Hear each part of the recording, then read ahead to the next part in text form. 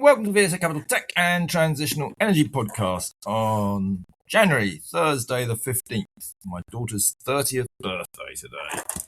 Hi, I've got Phil sitting right next door to me. We're going to do this cozied up together, so to speak. Hi, Phil, how are you doing? Very well, thank you very much, Andrew. It's trading updates galore, I suspect. So you're probably going to bore us to death with trading updates later, so let's talk about some interesting things first. Actually, the first thing I think we should have a little bit of a chat about is because this year has started with some incredible moves still in the commodity markets. And although this isn't our morning miner, it is very relevant to tech and transitional energy because some of these all of these commodities actually end up going basically into the industries that we're working in. So it's important to realise, are they going to have an impact, some of these moves, on the tech and transitional energy companies? So, I mean, as an example, I think we all, and by the way, this is everything we're predicting about the bull market, and it's going to carry on for quite a few more years. So you want to be overweight mining. I can almost certainly guarantee virtually everybody listening to this is underweight mining. You're in the wrong place. As long as commodity prices stay where they are, there will be still a bull market in mining equities for at least 2 or 3 years, if not more. Known as the revenge of the miners. But look, let's take silver, which has been probably the most stunning at the start of this year, hitting $90. I mean, at the start of 2025, it was down at about $25, $30. We actually all said it would go to 75, possibly 100, and we were right. But silver is obviously important. It's used a lot in solar panels. Now, I don't think at the moment it's suddenly going to make solar panels unbelievably expensive because it's a fairly small amount that's used, but you have to bear that in mind. I mean, the other one that they all use is tin. Again, we've been incredibly bullish on tin. Tin smashed through $50,000. And actually, the way it's going, it could easily go to $100,000. Now, tin is used in solar. So obviously, all the microchip companies, that sort of thing, everybody uses it. The good news is they only use a teeny weeny little bit of it. So probably about 3 cents worth, so to speak. So now it's maybe gone to 6 cents or 9 cents. So it's not going to stop people using, or it's not going to be priced out. It's not a problem. But we obviously have, in the defense industry, they all use tungsten. Tungsten's just gone through 12,000 for APT. A year ago, it was down near 300. So it's up fourfold. Again, I don't think the problem there is going to be the price of the tungsten for the defense people. It's actually just getting hold of the actual product.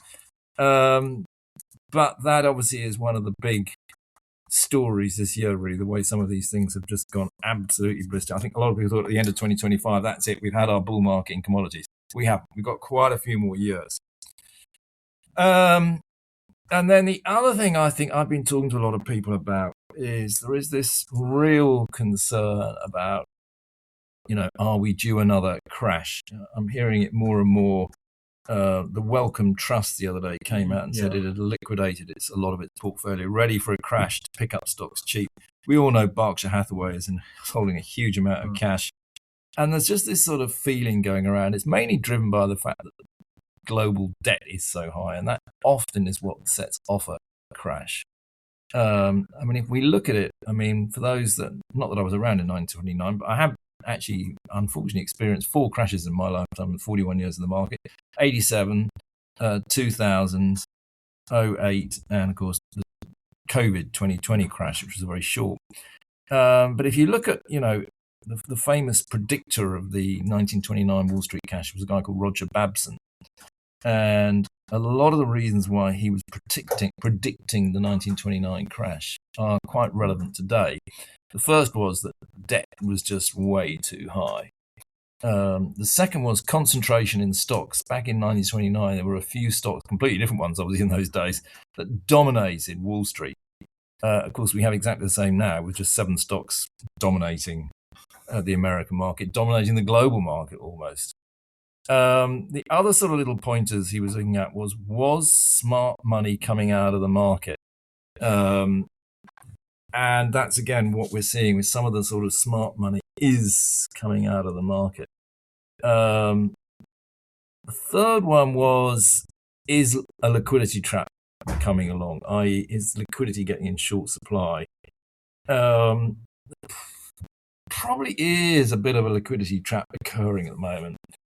And then the fifth thing he predicted was, there'll be a black swan event that will trigger a crash. there's so many black swan events around at the moment that could happen. I was going to say, Andrew. You know, so in other words, if you're a follower of Roger Babson, you may think there might be a crash coming along, which is a little bit worrying, and I think I do worry about it. Now, there are some differences between now and 1929. Probably the biggest one is that in 1929, the Fed was very, very slow in reducing interest rates. In fact, it didn't really get their short-term interest rates down to zero, which is what you basically have to do if you have something like this, until 1933. It took them 4 years. If you think about it during COVID and in 2008, actually, you know, the central banks, you know, slashed rates, took them straight down. Also, they put in QE. And so we basically got a recession, not a depression. So the central banks have got a lot better.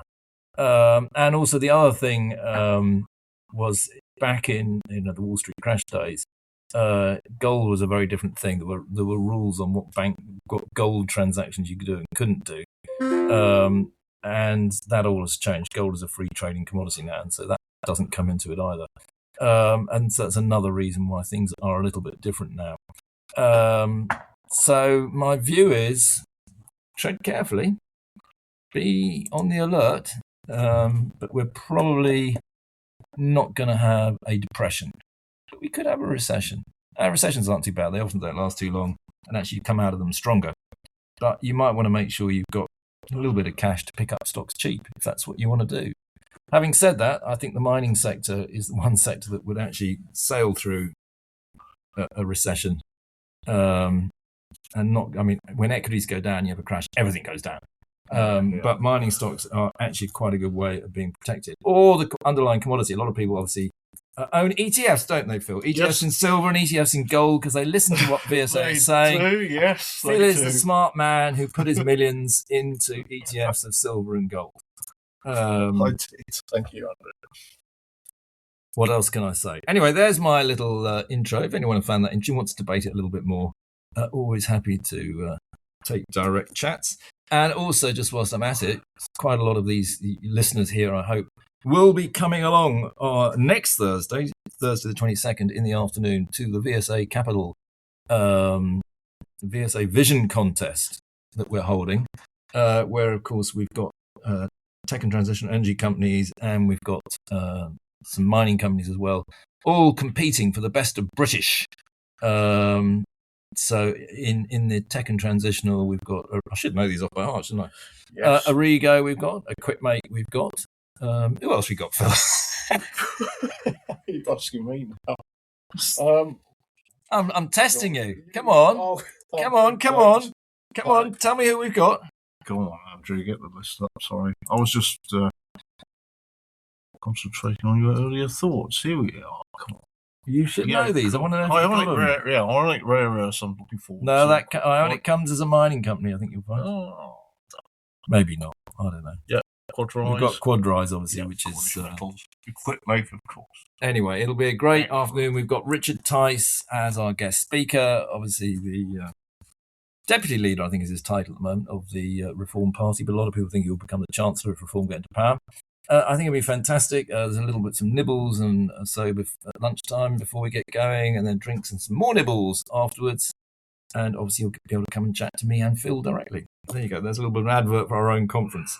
If you haven't signed up yet, get on and register through Eventbrite. Message us and ask us to do it for you. We're kind of like that. Right, let's go to news. As I say, it's probably mainly trading updates, so I think we can whiz through pretty quickly.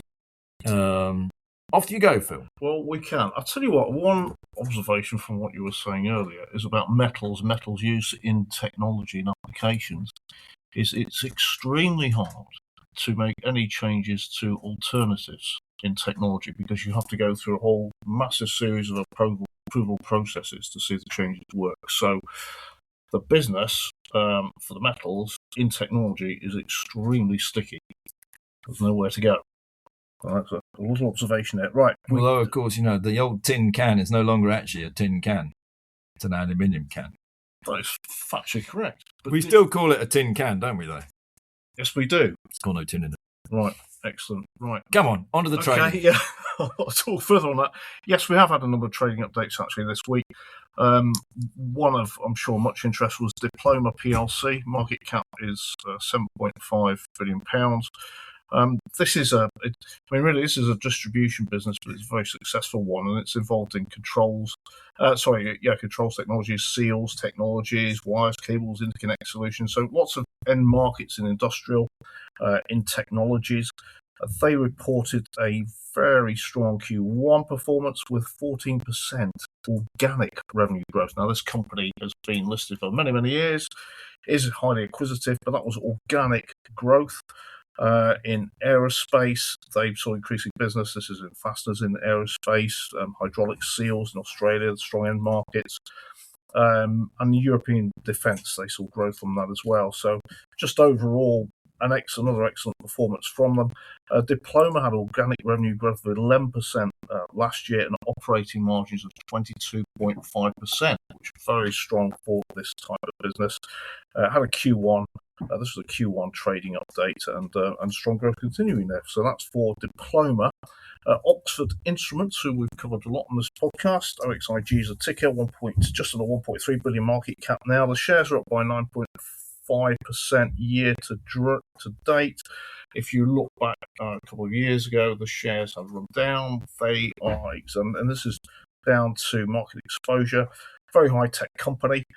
Two segments to it: imaging and analysis. This is for microscopy, specialist cameras and instruments that are used in scientific discovery, but particularly advanced technologies and developments and engineering. They have the advanced technologies division, and that's exposed to things like the semiconductor industry.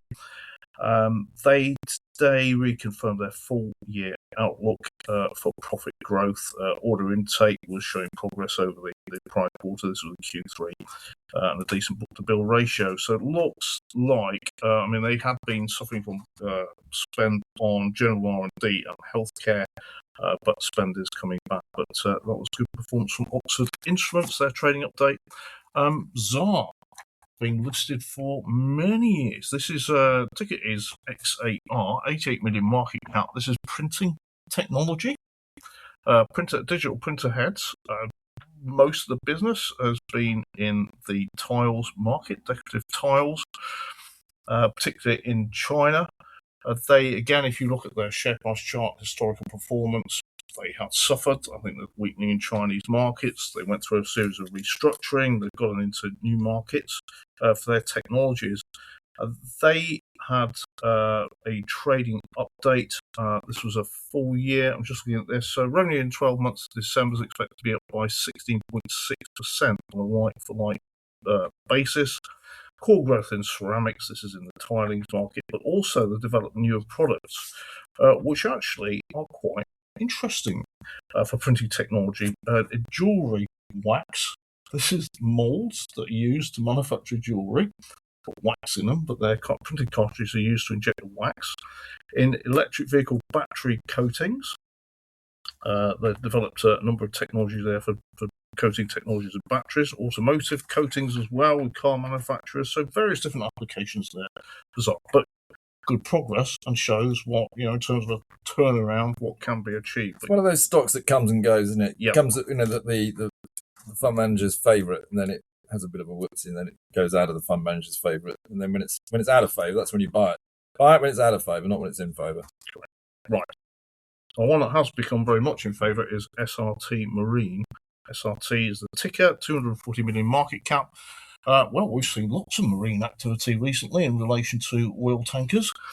And their technology, SRT Marine's best known for its development and supply of AIS buoys that go onto boats. This is automatic identification systems, and they transmit a ship's position so that other ships are aware of its position. But so they're very, very strong in that area of technology. They had announced, the shares have doubled 12 months. The year-end June interims have just been announced. And just in terms of revenues, they're expecting 95% growth to £51.1 million, and profits up by 47% to £3.1 million. And they've got a very strong closing cash balance of 41.5, and they've announced various large contracts over the last 12 months. So it's quite an interesting one, that actually. I think we never actually had them in our offices, have we? No, I think that's one we would like to get in. Phil, there's a task for you, all right, this week. Good point. Well made. Go and get them in our offices. SRT Marine. If you happen to be listening to this podcast, I don't suppose you are. But you never know because we hashtag you, so you might do. We'd like to see you in our offices, please. Fine. Carry on, Phil. I will do that. No, that's about. There's a couple. Just trying to see if we missed any when we did our podcast last week on our year recommendations. Yeah, there was one that saw Quartix, QTX, 145 million market cap. The shares have performed very strongly. Again, this is a company that was underperforming, so it's vehicle tracking technology. It's used by fleets to improve operating efficiency. And Andy Walters, who was the founder, stepped back into this business, I think just under a couple of years ago, to turn it around. And they anticipate this was a trading update for their full year, ending December 31st, projecting strong free cash flow of £5.1 million. And they saw recurring revenues in the last 12 months grow by 14% to £37 million, with very strong retention rate for customers, which is really important for this sort of business because it's very much subscription based. So that was Quartix. Any others to mention? I mean, I think actually, there've been a lot actually, but I think what one can say is that in general, they've all sort of started with the environment is very tough, but we're doing all right. Yeah. And actually quite a few are beating expectations, which again, bearing in mind what I started this podcast with, people do seem to be able to beat expectations at the moment, which is healthy. There's also been some pretty good sort of moves from one or two stocks just to start the year off. I mean, I noticed, for instance, Ceres Power is up about over 30% already this year. Actually, nearly 40%, I think. It's a great start to the year, and it does feel a little bit as though some of these transitional energy stocks, the ones that have managed to get through the last 5 years, people are starting to come back to them and say, you know what, this is actually going to happen. SWB, as we call it, solar wind batteries, is happening. It's being rolled out. We're seeing more and more of it. And when a particular subsector gets momentum, it often lasts for a while. So I think you can probably chase this with the momentum. Anyway, there we go. That's probably enough for it is. We actually probably won't do a podcast next week because we're doing the conference. Yep. So everyone will be there. No, they won't. But we probably won't do one. But maybe, who knows, we might, if we haven't drunk too much on Thursday night, maybe we'll record it on the Friday and give an update of how the whole conference went. So we'll just have to see. We'll leave you in surprise. You may get one, you may not. As usual, if you want to pay us some money, feel free. If you want us to talk about a particular subject, just tell us. If you disagree with us, just tell us. Likewise, we've just said, we'd love to see SRT Marine come into our offices. Any other companies listening who wants to come and visit us in the transitional energy space, come and visit us, and we may talk to you, we may follow you, we may start buying you. It's worth it, I promise you. On that note, thank you very much, and we'll be back when we are back. This podcast has been produced and edited by VSA Capital. It is intended for information purposes and not as investment advice. The information is intended for recipients who understand the risks associated with equity investments in smaller companies. Please do your own research and do not rely on a single source when making an investment decision. VSA Capital may derive fees from this content and seeks to do business with the companies mentioned.